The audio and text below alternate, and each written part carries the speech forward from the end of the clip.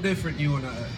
We can achieve nirvana, but we decide to be denied a peace in mind because we refuse to reunite. And there is not a reason why when we were meant to live as one in love and peace, yet we divide. Perpetuating separation. You pray to God and yet your actions are portraying Satan. And now we are facing an Armageddon of our very own creation. Yet some of you have the nerve to complain about the situation.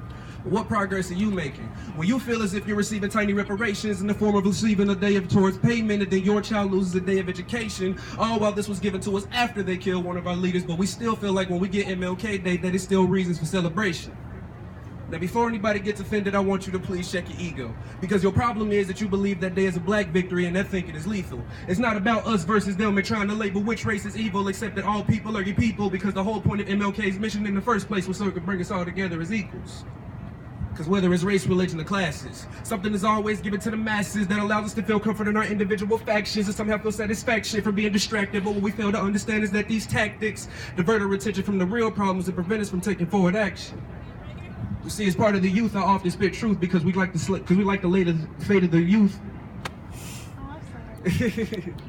As part of the youth, I speak truth because we often like to lay the fate of the future on the shoulders of our youngins. And not an obligation, that occupation was picked up by me and my cousin. Yet for some reason, I am consistently praised for my pain, but everybody else wants to shun him simply because of the fact that his name is Stoner Vision and he happens to do just a little too much cussing.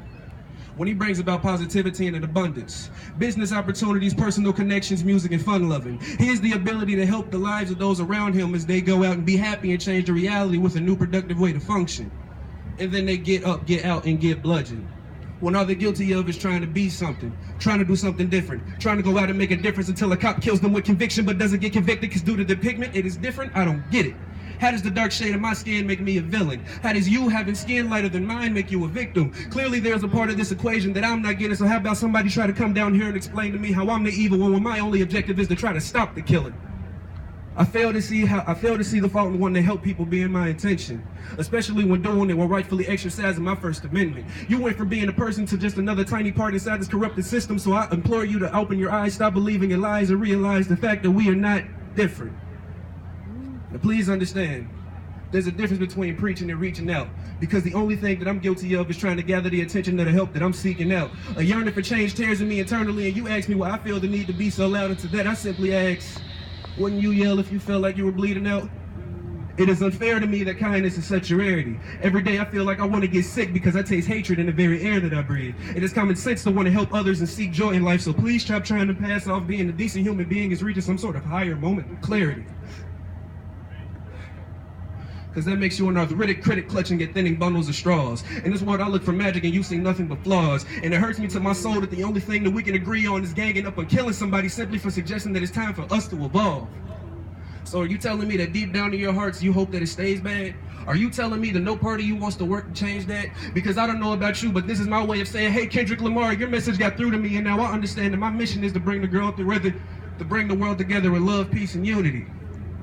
Because if we can figure it out, then we can be just fine. To be diverse is to be divine. So if we can learn to love each other no matter what, then once again, we can all simultaneously achieve that peace of mind. We lose our power when we pick the idea of self and leave the truth behind. We can only become powerful when we once again become unified. Because I will spend the rest of my life and every amount of effort that I can in order to spread this message until the very moment that I am euthanized.